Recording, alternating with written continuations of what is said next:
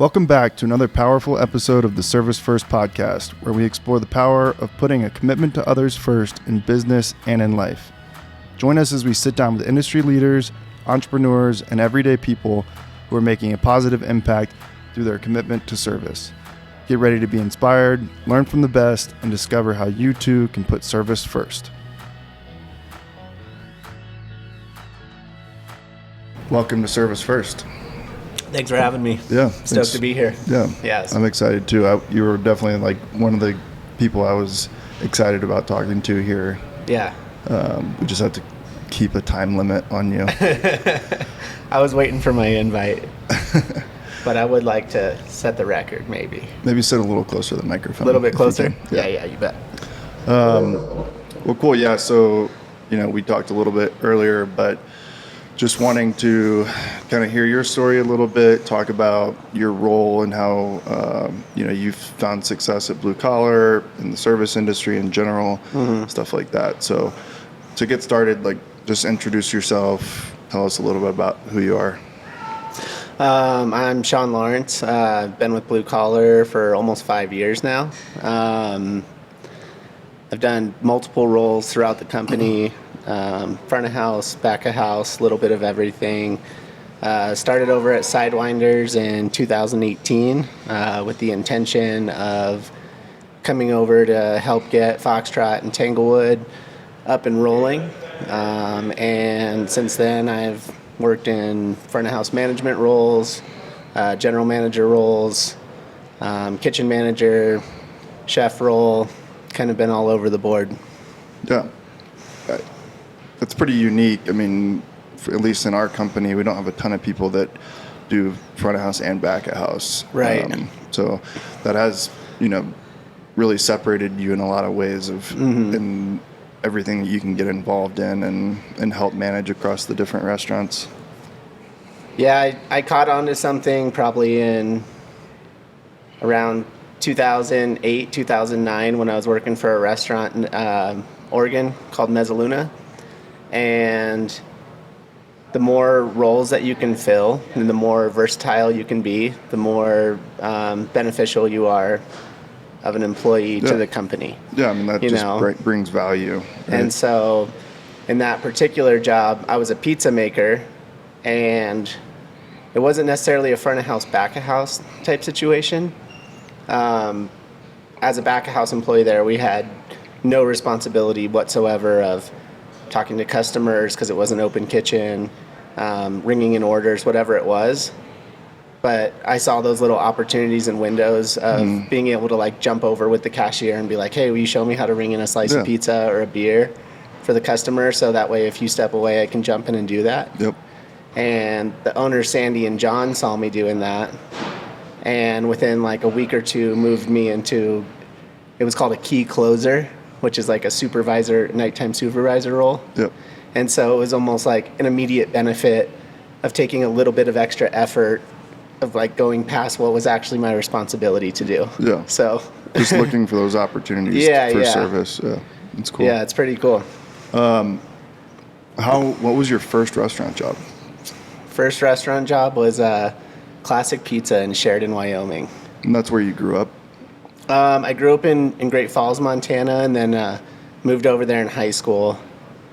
Applied for a job there at 15 just because I really liked their cheesy bread.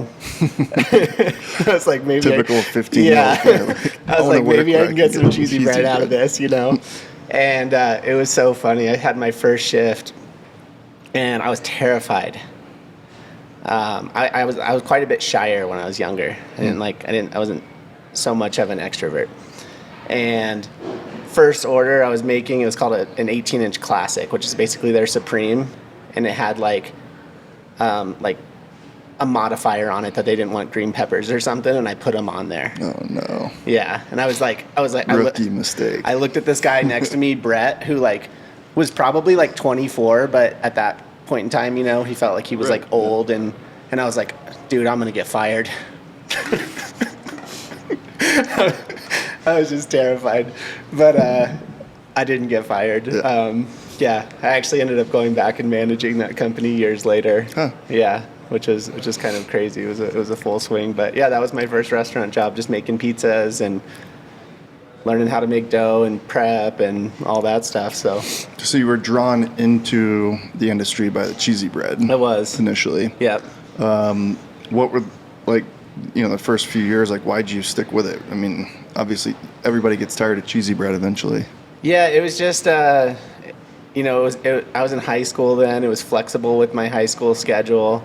I'd also like gotten my first vehicle around that time, so it was like maybe a little bit of independence of being like, oh, I get to come home from school and drive my car to work and make a little bit of money.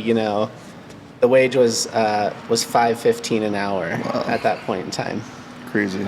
Yeah, and I was getting like $120 paychecks if I worked like quite a bit, and I thought I was just like crushing it, like being able to go and buy things, that sense of responsibility, I guess, of being like, oh, I got some money. Yeah. It's funny too, because I see that in my own son now that he's working a little bit, and like we'll go to the grocery store. Obviously, he doesn't have to pay for anything, but he'll be like, Dad, can I buy this candy bar? Just because he wants to swipe his debit card. So, I can kind of relate to that. That's definitely something I want to touch on too, maybe, later, but is the fact that Braylon has started working in restaurants too. And, joined our team here. So for that's sure. Pretty cool. But before we do that, like, so 15 years old, you're working at Classic Pizza. I guess kind of, take us through like the next few years of your life and how, correct me if I'm wrong, but I think you pretty much stuck around in the restaurant industry throughout the whole thing, right? Yeah, absolutely. I've always worked in restaurants. I was pretty much a full-on pizza guy, like for the longest time.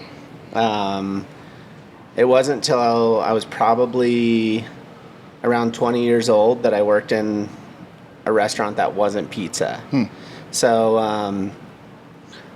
a little time after working at Classic Pizza, excuse me, my family and I moved back to Montana, and they give me crap about this in the kitchen still, but I worked at Little Caesars for a while, and so sometimes they'll call me Little Caesar.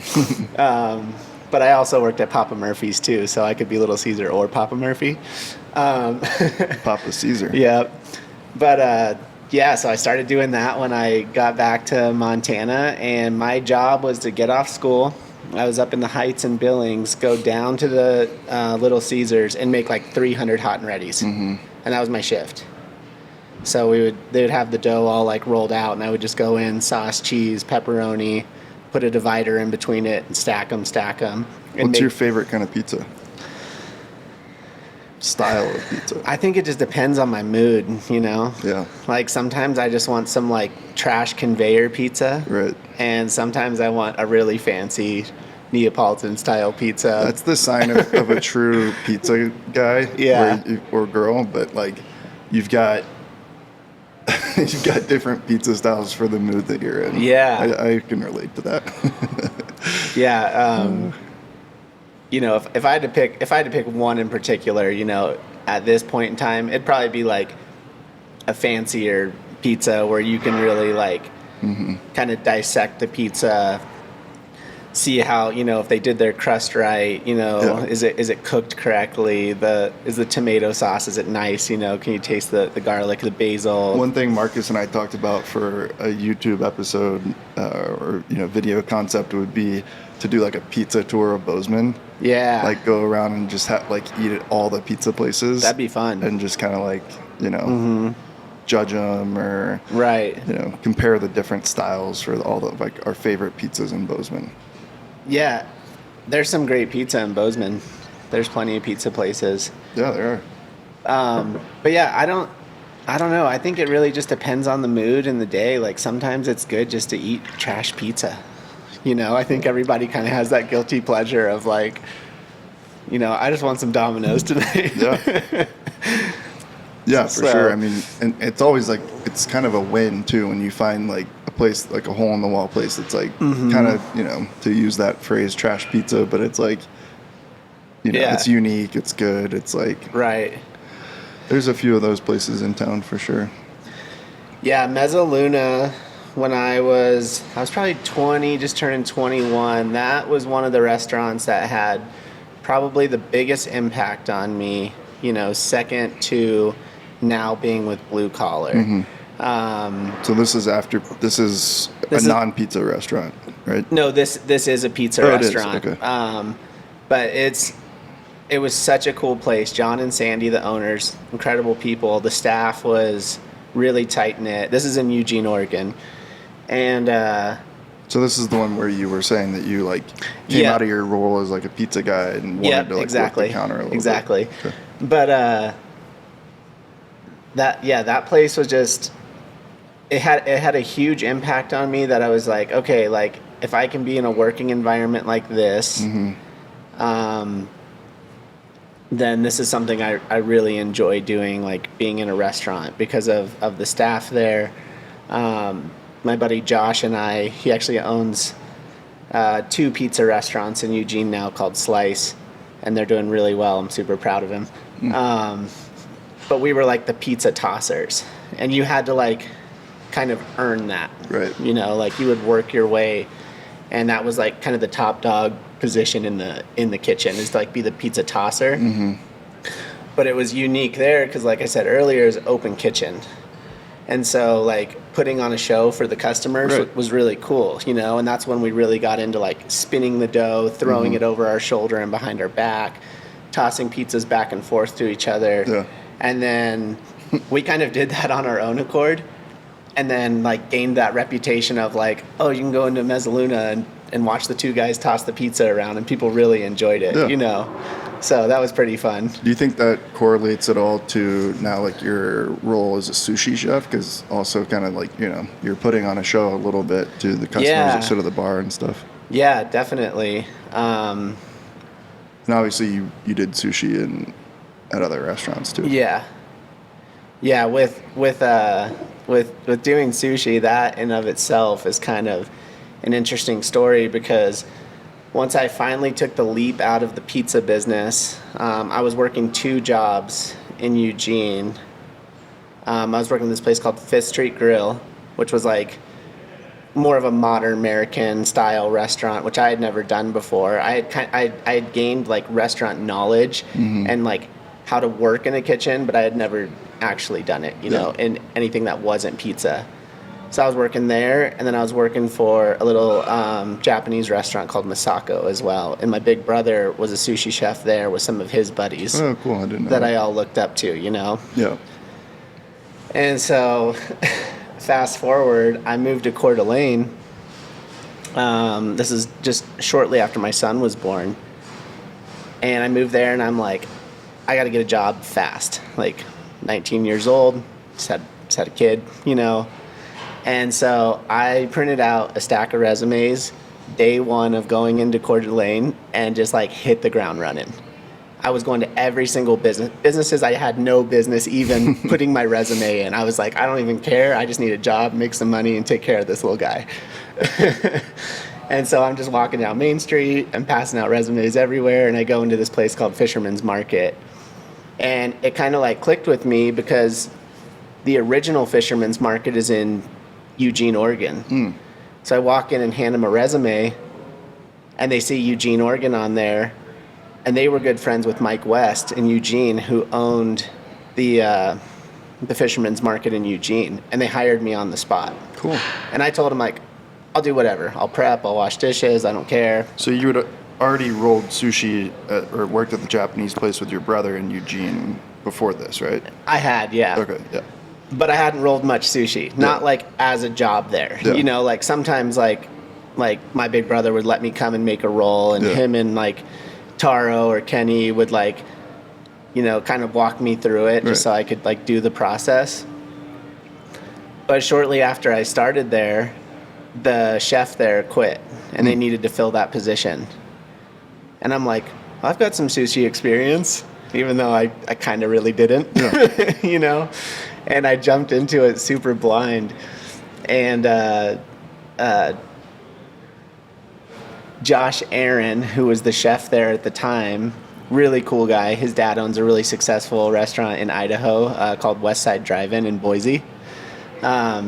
He started training me, and he had tons of knowledge with growing up with Chef Lou, his dad. And so I was like, oh, this is cool. I'm really like learning a lot quick. Well, then he got the call that he needed to go to Boise to go help his dad. And so I was just kind of like, he was taking off. I had 2 weeks. I was very, very green to sushi. And they're like, do you want to be the head chef? And I was like, yeah, that sounds awesome. But I was super underqualified. Yeah. Like, that's all right. By all means, I was really underqualified for the position. And I was extremely introverted then too. Like, I would struggle to like go up to people at the bar and be like, how's your food taste? Like, I'd get nervous, you know. But yeah, I just dove into it, man. I started reading books. I started calling friends, you know, back in Eugene that had sushi experience. I was online, you know, doing whatever I could just to like pull this off, you know. Because now I'm making $13 an hour, you know. Rolling in the I'm making the big money now. And how long did you end up working at Fisherman's Wharf? I was there for almost 6 years. Yeah. Yeah. So from like day one to, well, I guess not day one, but when you took over like the kitchen manager, like chef position, to wrapping up your time there, like how would you describe your development? Man, it was insane. Like, it really, really, really was life-changing for me being there. You know, number one, mom and pop, family-owned restaurant. Bob and Jen, they were there every day working their tail off. Jen would run the register. Bob would be in the fish market. So we had a full fish market there for retail, fish sales, scallop, shrimp, everything. And then we had a kitchen, you know, fish and chips, fish sandwiches, all of that stuff. And then the sushi bar as well. So it was kind of a 3-component restaurant that all like fed into each other by like the fish market being able to provide the kitchen and the sushi bar with fresh fish, also selling at retail. Did you work in the hot kitchen too? I did. Okay. Yeah. Yeah, I did a little bit of everything there as well. So, and again, that's always like stuck with me ever since, you know, I got that almost immediate promotion at Mezzaluna, you know. And so I'm like, gotta learn it all. But through your time at Fisherman's Wharf, and then you left there and moved to Bozeman, right? Right. So up until that point, like, it's all back of house roles. Yep. Right? Yep, never had a front of house role. I guess just one last thing I want to say about that is the coolest thing about that position is like we didn't have servers at that restaurant. So as the sushi chef, like you were taking the order, you were getting the drinks, you were getting the sake, you were pouring the miso, you were interacting with the customers. There was 9 seats at the bar. And so once I fell into that position, I didn't really like have a choice to be shy anymore, or else I would just be like the awkward sushi chef where people are like, oh, that guy's kind of weird. And so that developed like just me being able to talk to people so well. And, you know, it was really cool. I made lifelong friends over that 6-year period that I'm still friends with today. You know, people that still text me and say that they miss me making sushi for them. Like customers. Yeah. Yeah, we've talked about that, like the line, like how similar it is to be like between being a sushi chef and being a bartender. You know, it's like you're running this production zone, you're interacting directly with customers. It's basically the same thing, and just you're working through like a different media. Right. Yeah, so it's hard to find sushi chefs in northern Idaho, you know. Like, and so like at one point, I always remember this, there was about 2 or 3 months where I was the only sushi chef. Wow. And we were open for 6 days a week. We were closed on Sundays. And I would work Monday through Saturday from open to close. Jeez. And I did that for over 5 years straight, which this kind of leads into me moving to Bozeman. But yeah, it was like a grind. Like, get there at 9 in the morning, prep. We were pretty reputable in town, you know, for the sushi and for the fish and chips. We had like 7 kinds of tartar sauce. It was really awesome. And so people would be lining up at the door, kind of like the way they do at Sidewinders, before we're even open. And I'd be like frantically cutting cucumbers and green onions, being like, okay, it's about to start. And then it's not ending until 9 o'clock at night, you know? Was it lunch and dinner? Lunch and dinner, yeah. Wow. Yeah, 11 to 9 were the hours of operation. So like, up until this point, I was like all back of house. I hadn't done any front of house except for like, you know, my interaction with my guests at the sushi bar, which, you kind know, of serving. Yeah. Yep. You're kind of like a fish bartender, you know? Yeah. Yeah. Yep.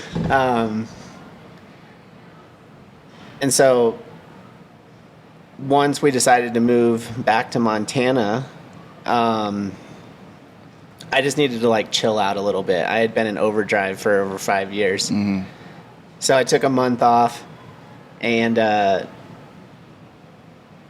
a job at the airport just as a prep cook. Monday through Friday, 8 to 4, cutting vegetables, making pico and sauces and soup, you know, just very chill compared to what I was doing. Sure. And they had offered me a couple times. The hiring manager that hired me there, my buddy Kale, who's a great friend of mine now, kept like pushing me towards front of house. He's like, you'll be great at it. You'll be great at it. And I'm like, no. Said no so many times, you know. And finally one day just bit the bullet and did it. And that's where I got introduced into front of house management. So you're, when you say you bit the bullet, they put you directly into a front of house management role, or did you work like as a server or bartender? Or nope, straight into a front of house manager. You know, I had kind of unknowingly developed a lot of like management skills, but never had actively worked in a front of house position as, you know, a server, a busser, a host, or anything like that. So it was just kind of, again, jumped into it blind and was like, well, I always figure it out in the past, so I'll figure it out this time too. You know, and I had a good support team and everything like that. Can't be any harder than taking over as like the head sushi chef after like a month. After a month of rolling sushi, right. Yeah, exactly. But so, what was that transition like? it went really, really smooth. Like I fell into it pretty easily. I've always been good with dealing with people in general, whether it's like the general public or friendships or relationships or coworkers. It's always been something I've kind of been able to do pretty well. So I fell into that aspect of it pretty easily. I've always been pretty good at problem solving, you know, coming up with solutions and stuff like that, being able to make quick decisions. So a lot of the stuff that I more have needed to learn was just like how sections work or, you know, how hosting well works and bussing tables efficiently and carrying multiple plates at once when I'm expoing or running food, things like that. Yeah. So I felt like I adapted to most of the position pretty well just from prior experience, and I'll chalk a lot of that up to, you know, being at the sushi bar and those dealing with those customers and everything like that. So it was more of just kind of like the technicalities, and then, you know, learning how to do food orders and beer orders and starting to like dive into inventory and stuff like that. Managerial stuff. Yeah, exactly. Did you enjoy that like right away more so than being like in a staff position, you know, whether it's prep cook or whatever? Yeah, it was a nice like change of pace for me. Because now you're like managing people in systems like inventory and ordering and stuff like that, rather than, okay, I'm here to make pico. Yeah, in a busy restaurant too. You know, like it's a high capacity restaurant, so it's like the only restaurant in the airport. Yeah, exactly. So people don't have an option. Like they just have to eat there. Yeah. And so it's not like talking bad about that. I'm just saying like they have a lot of volume, like kind of by necessity, based on the fact that at that point in time that, you know, they were the only one there and that was your option.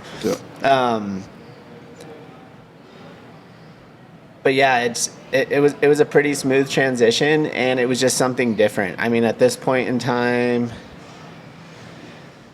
I had probably been in the back of house now, like pushing a decade, you know, and so to me, it felt like doing something completely different, you know, from like being on the line, being in the kitchen, you know.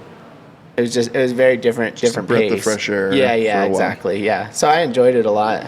And that lasted for a while at the airport, right? You were doing front of house management stuff for a period of time. Right. Yeah. I was there for about 3 years. Yeah. Yeah.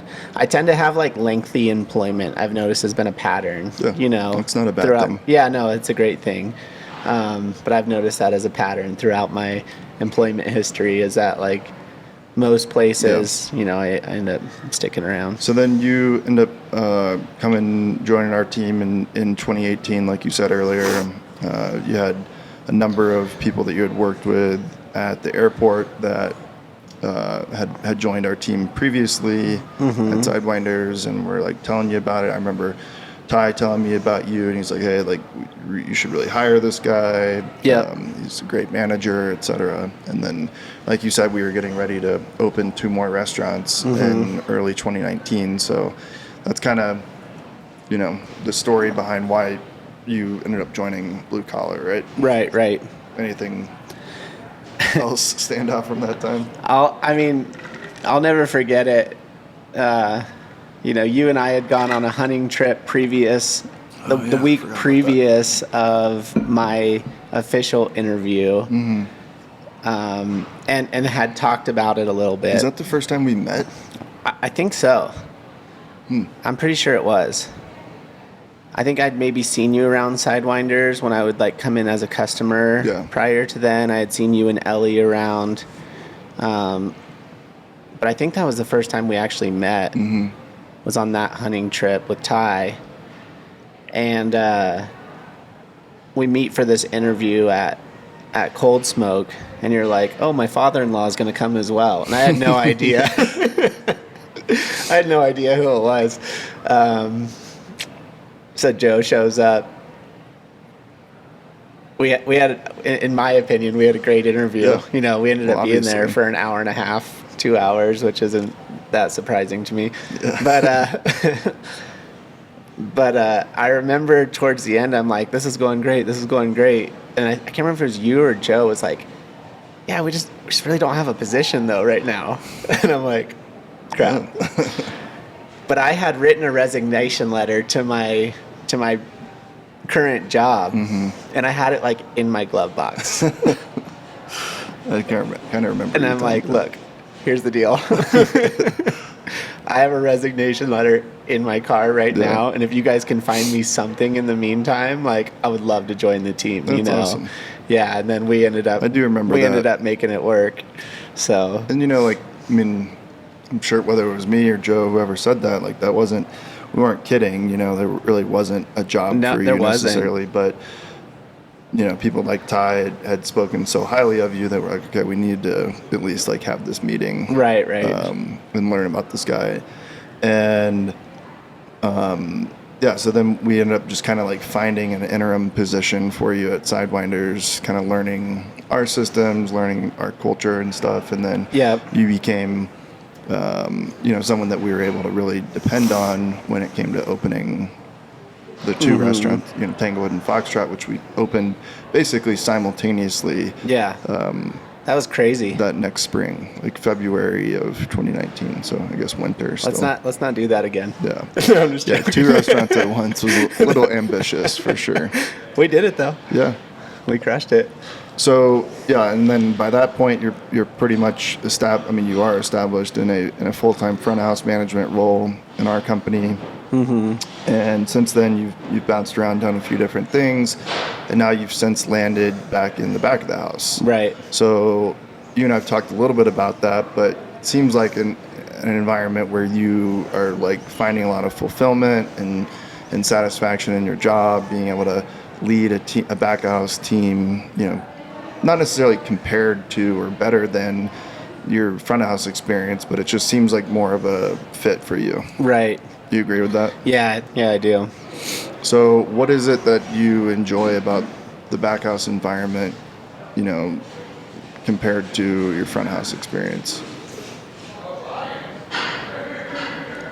And I'm not like holding you to this because I'm sure you've bounced back to front and now back to back. There might be a time in the future where you want to get back involved in the front of the house too. Sure. But, Sure. I like, honestly, I think you know this already, but like right off the bat, like I wasn't a fan of the idea, and I think a lot of that came from like comfortability in my position that I had at Foxtrot. Like I had been there since day zero. I knew the ins and outs of it. I was acting in like a true general manager role where I was, front of house, back of house, ordering, inventory. I mean, everything. Scheduling, hiring, training. You name it. Yeah. Yep.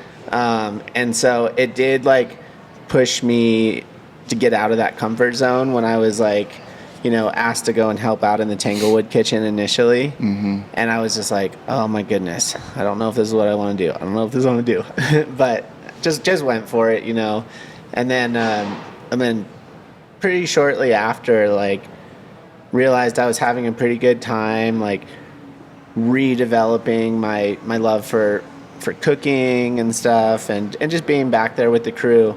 But I found that just like, for me personally, I know this isn't everyone, like for me personally, like cooking a good dish wasn't enough to give me the fulfillment and gratification that I needed on a day-to-day basis to like feel stoked at the end of the day. Yeah, we've talked about that. Like, I mean, you're very talented and capable and experienced when, on the culinary component of your job, but it's not really why you do what you do. Right. Yeah.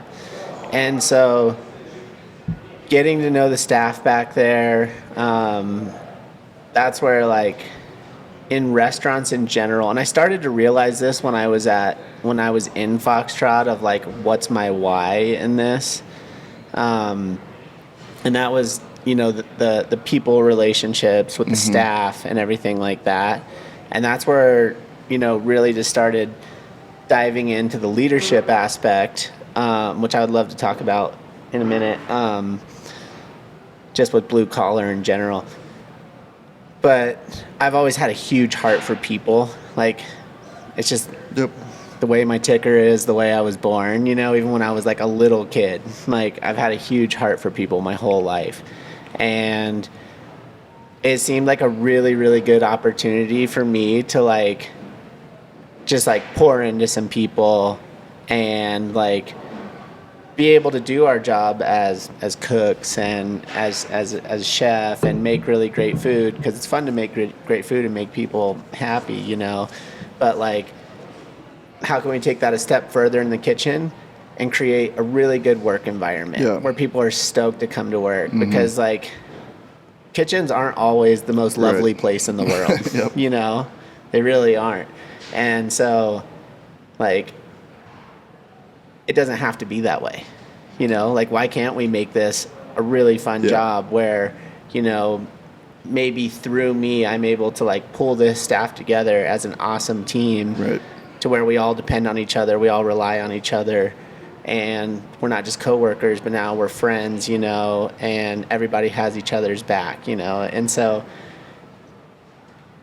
that's what I'm really, really enjoying with Hachi and Tanglewood Kitchen, is just creating that positive work environment where people aren't like, oh, I'm just going to the kitchen to cook. They're like stoked that they get to come to work and see their friends and have a great time.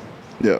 I mean, and to your point, like, this is a gross generalization, but typically the back house environment has a little bit more of an uphill battle with that type of mentality, or, I guess making that the back house reality versus the front of the house, right? Right. So was that challenge, like, is that what you like about, because you have that ability to like nurture great relationships and build a great team in a front of house environment too, but it just seems like you are, like I said earlier, like the back houses seem like a better fit for you. Yeah, it's definitely challenging. Like, it's not really something where you just like figure out an algorithm for it and it works every day. Like it's something that you continually have to work at every single day. You know, like I can't allow myself to come into work in a grumpy mood and expect people to be around me all day and be excited. You know, like I have to come in with a smile on my face and really set an example for the team. You know, and that is how I live my life too. You know, so it's not like it's not like I'm being an imposter when I'm there and like, hey guys, everything's so great. You know, because like we all have rough days. But that really is like how I try and live my life on a day-to-day basis. Like I try and like be a change in the world, and, like love people, and it's really nice now that I get to do that in this setting too, with a variety of people from so many different backgrounds. You know, we have employees with 20, 25 year age gaps, you know, that come from different places of the world and the country. And so it's kind of fun just to like, you know, lasso all of that and then like see how much like my staff now cares about each other and the friendships that they've developed, you know. So I mean, that's super cool. The back of the house is just the environment in which you have the opportunity to build those relationships, you know, and it changes obviously like what you spend your time doing as a back house employee versus a front of house employee. Like your shift, your tasks, your responsibilities are, you know, inherently different, but you're still accomplishing the same thing, you know, in both environments, right? Or at least you have the goal of accomplishing the same thing. And I do think that's really unique, and that's something that that you have, you know, been able to accomplish. Going back to the beginning of this conversation, both in front of house and back house environments, you've been able to develop that team culture. You know, identify people that, you know, are good fits and stuff like that. That's actually one of the things I wanted to ask you is like, what do you think are some of the indicators of having found the, you know, the right fit or, you know, the right people on the bus? You know, at least within, you know, our current culture and our environment at Blue Collar, like what are the things that you look for in team members? You know, I don't want to throw anybody under the bus, but some people who haven't worked out versus people that are, you know, really finding success, or people, you know, there's people on our team that have really like turned it around and maybe weren't top performers at one time, but now they're like people that are just killing it. And like, what are those changes that you see in their personality or their, you know, characteristics that you think helped them find that success? I mean, I think there's like a criteria of like what any manager would like to have an employee, you know, if it's like reliability and hardworking and strong work ethic and stuff like that. So you can kind of take it like at that base level. And then you can kind of take it a step further from there too. Yeah, like what does that actually translate to in the specifics of working in a kitchen? I feel like you can exhibit work ethic a lot of different ways, right? Sure. I think like feeling valued as an employee is so important, you know, and I think so many people miss the mark on that. Like if you take care of your people, they're in return going to take care of you, and you'll run a good ship, you know. So I think valuing our employees is very important. A lot of times, like I found, people just want someone to listen to them, you know, whether it's personal life or work life. They're not even always like looking for this like incredible answer that solves it, but they just want to get it off of their chest. That's super helpful. Just, you know, having that compassion for people, like they're going to feel valued in their position and going to want to stick around, you know. I think staff retention is super important to me. Like I maybe sometimes I kind of take it a little personally, you know, because I'm just like I want to keep this awesome team. I want to keep building. I want to keep going. But I think the opportunities that we have really kind of help people, you know, move into their roles. I think the structure that we have, you know, people can see the difference in this restaurant as opposed to, other kitchens that they've worked at. You know, Mm-hmm. I've seen you and Joe and Alex go out of your way, you know, to help employees out when you guys have helped me out, you know, when you're in a tough spot. Like, you don't get that in a lot of restaurants, you know, and I think it speaks volumes of like what we're trying to do here, what we're trying to create and be the difference in this industry. I'm not sure if I'm answering your question perfectly, but I think those are all things that, like, within our staff, like, we have great staff retention within Tanglewood and Hachi right now. Like, it's going really well. We've had Yeah. a lot of these people for a long time. For sure. And you can see that throughout the whole company. You can see that in Jackson, you know, with the employment length of some of the employees there. Yeah. So No, I think you're touching on a really important, theme within our company, which is, really one of our primary values, like just taking care of our people. And you're right. I mean, that starts with Joe and Denise, and then, ideally everyone on the leadership team is exhibiting that. But I can tell you from, my personal experience that seeing other people like yourself buy into that and then pass that same type of service along to the team which you directly supervise, like Yeah. your people, is like the most rewarding thing. Right. Because now it's not just dependent on any like individual, whether, like I said, whether that's Joe and Denise or me and Ellie or whatever, like, but now we've created, like, we've gained traction and created this culture where other people see that the act of like serving internally and taking care of your team is so impactful. And so, now we're kind of like multiplying the impact that we can make by like working through key people like yourself. Yeah. And man, I want to see people be successful. Yeah, exactly. Like, I know that's something that's important to you guys, but like, it's equally important to me. Yeah. Yeah. And it wouldn't matter if I was in this position or not. Yep. Like, if I was working at a bank or, if Yeah. I was working in an office somewhere, I'd try and do the same exact thing. And I love being able to use my story as an example to people of like, hey, it's super possible Yeah. to, like, I mean, obviously everyone has a different definition of success, right? But I talk to my employees all the time about it, of like, this is the opportunity that you have, and start walking through those things with them. And then, you kind of leave the ball in their court a little bit after that point where you're like, okay, I'm giving you these guidelines and I'm giving you these tools. This is how it's worked for me. It doesn't necessarily mean it's going to, work for everyone that way. But, No, that's a really good point. I mean, I think one way that we've tried to communicate that over the years is like for our management team, like your primary role as a manager, not you, but I'm just saying in general, like the primary role or responsibility of our managers is to help your team members succeed. Yeah. Right. And whether that means like jumping in and helping run food or buzz tables or work at the host stand or jump on the line at, or expo or whatever it is, dishwash, like you're there to help everybody else around you be successful at their jobs. And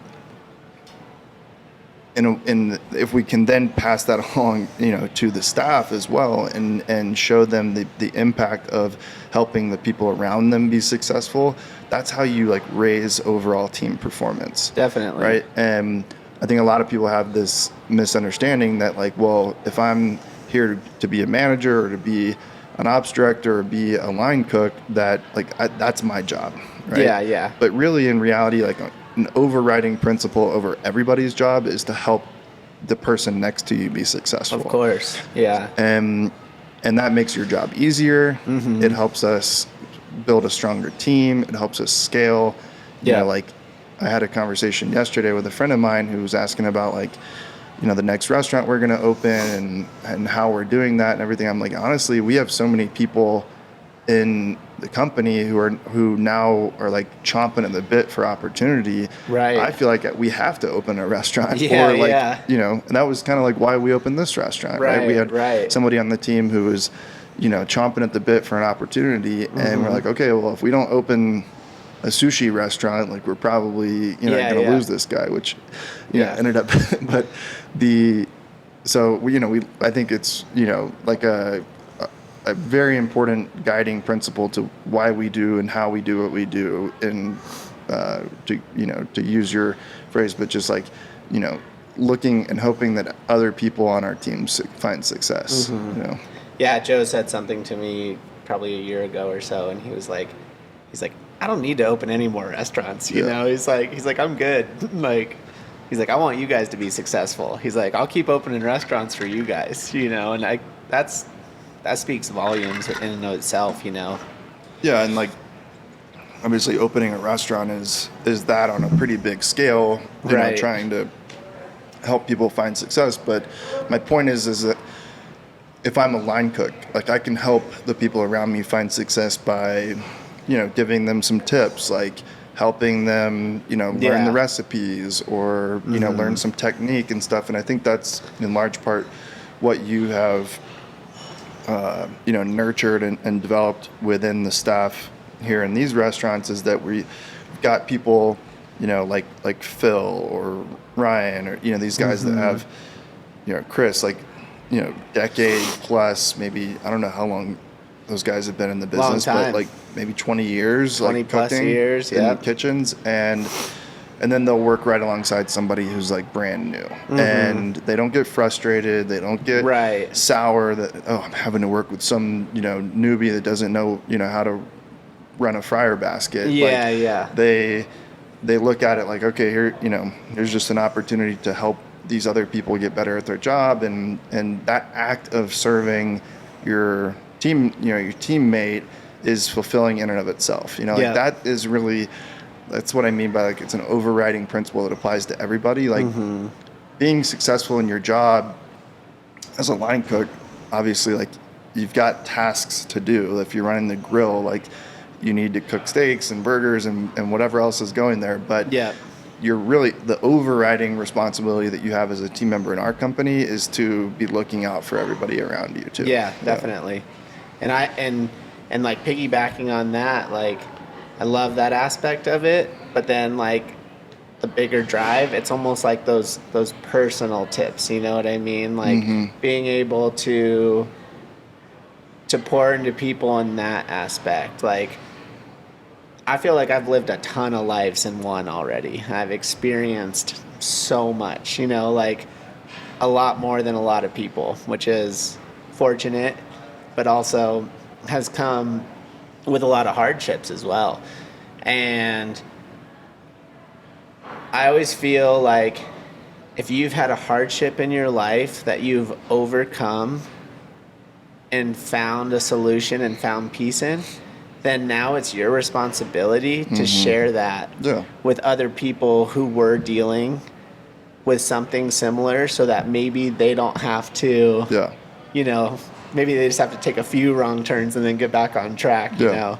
And so... Yeah, and I know like you and I have had a lot of those conversations. I know that you do the same thing for, for your team members and stuff, and like helping, find those ways to solve life problems. Yeah. Like the restaurant environment is how we do what we do, but that's really why we do what we do. It's like helping people reach their potential, helping people, overcome financial issues or, relationships, whether it's a spouse or boyfriend or girlfriend or something. And like, or dealing with like life with kids, like how do we navigate all of these like life's challenges, and then by really the restaurant environment is just a place where we can all get together and work towards a common goal, put out a great product and service and everything, but also develop these relationships where we can help each other with those bigger life problems. Yeah, and there's like really nothing more in the world more important to me than that.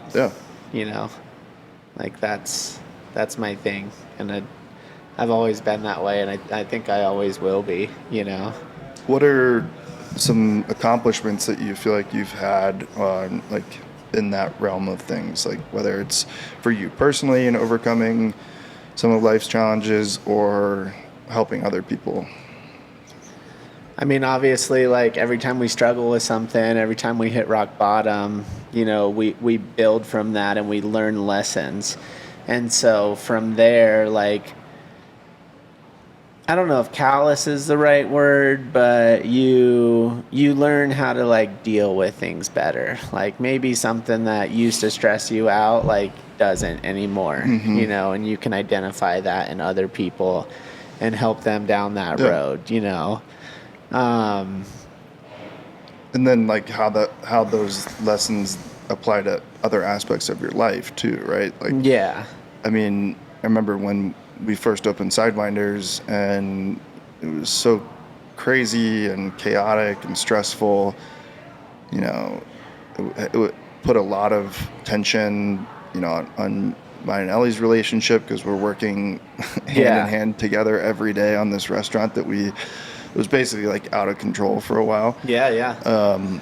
And that stress adds up and for quite a while, like I was thinking to myself, like I don't know how I would ever do anything, like add anything to my plate other than just running this one restaurant. Right.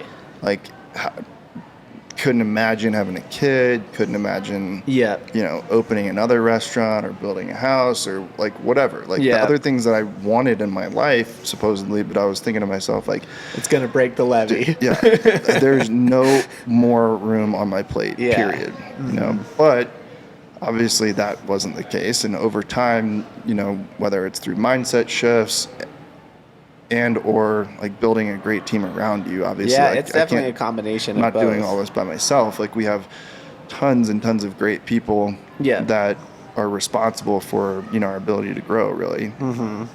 But sooner or later, that mindset changed, and it did become realistic and comfortable, or at least somewhat reasonable to make those expansions in my life, and the ability to handle like that stress of that restaurant's still there. I mean, it's still our busiest restaurant in the company by far.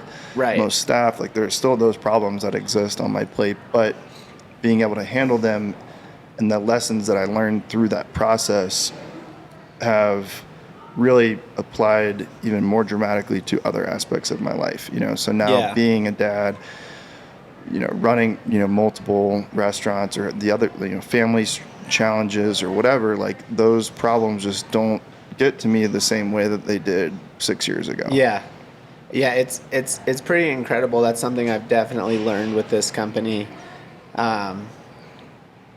Coming into Blue Collar, I thought that I had it like all figured out.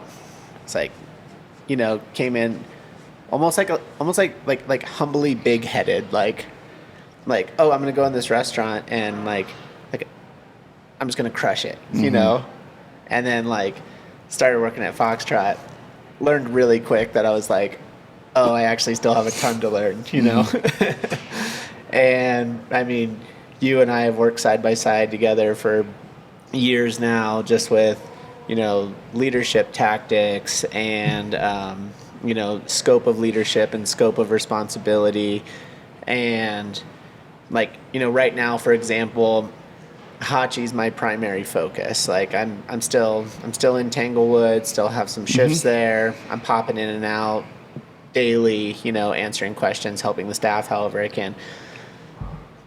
But I get asked a lot by people when I tell them what I do. They're like, how do you do that? Isn't that crazy? Isn't that so much to do? And it is a lot to do, but if you do it well, it's extremely manageable, you know? And so it's kind of like a leveling up, where you do have that mindset shift.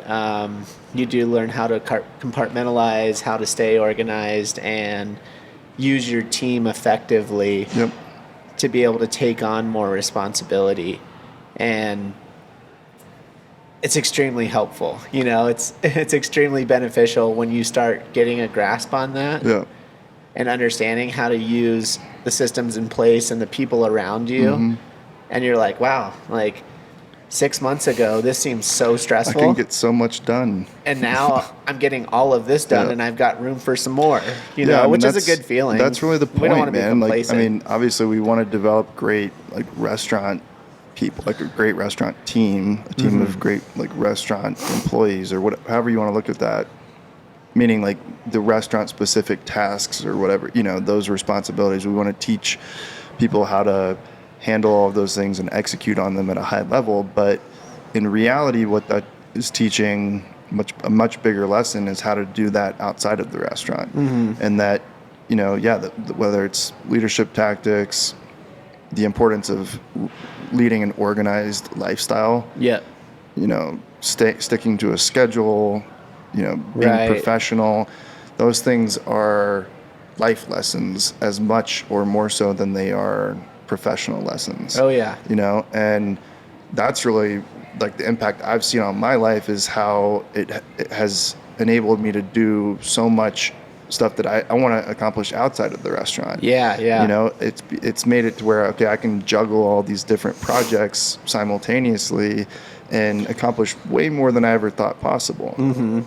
And the ability to do that was predicated on my involvement in the restaurants, where Yeah. if I had never done this before, I wouldn't be who I am outside of the restaurants. Yeah, I agree with that too.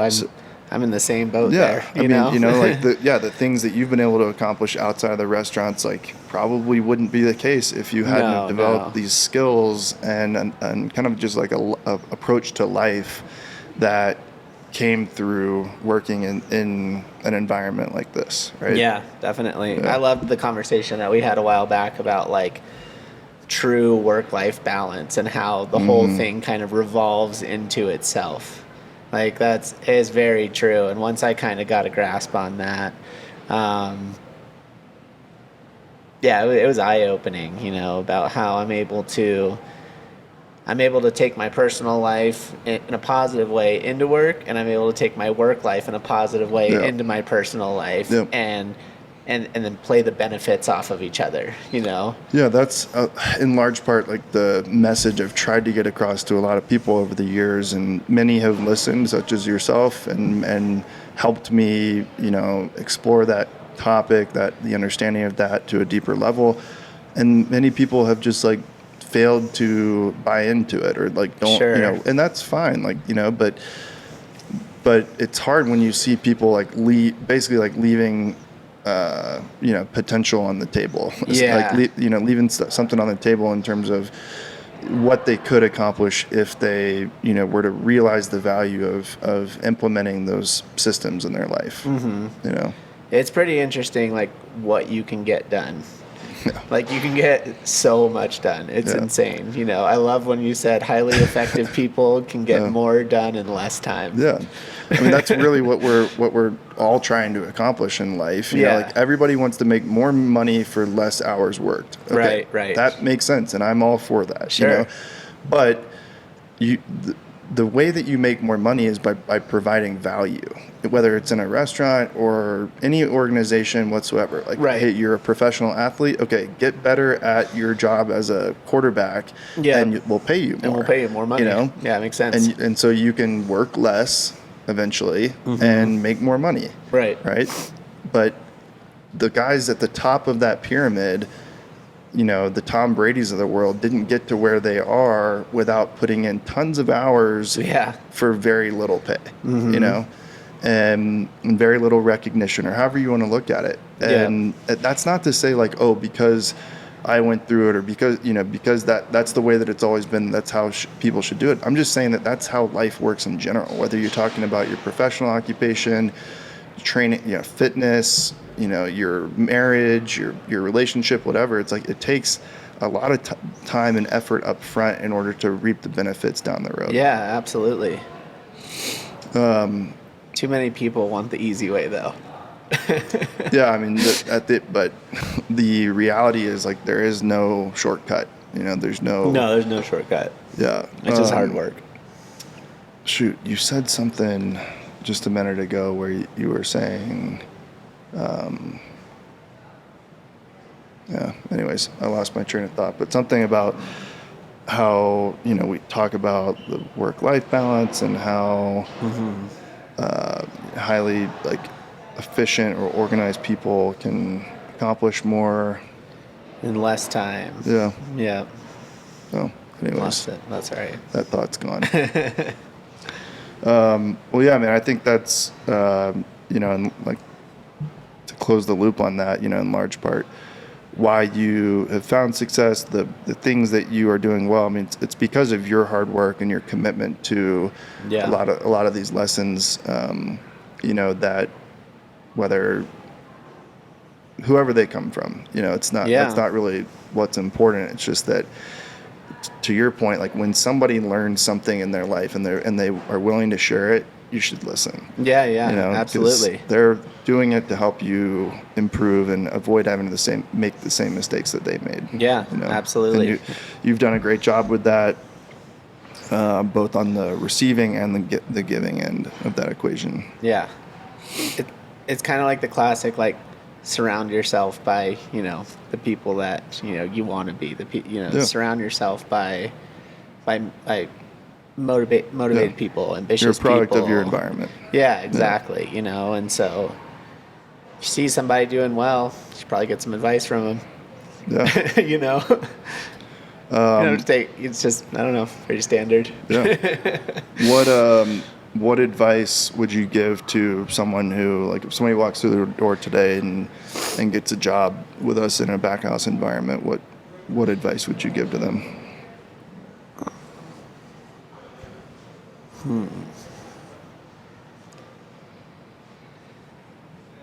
I would probably just tell them to have a positive attitude, be fun to be around, have an open mind, be willing to learn. It's like the humbleness in a kitchen is an incredible thing. I learned so much from my staff, just as much as they learn from me, I learn from them. Mm-hmm. And yeah, I would just say, be open-minded, have a good time, stay positive is probably the biggest thing.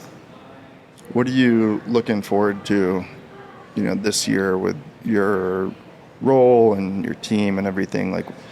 What are you looking to accomplish? Just kind of pushing the envelope this year. We had an incredible year last year, and I think that this one's going to be even better.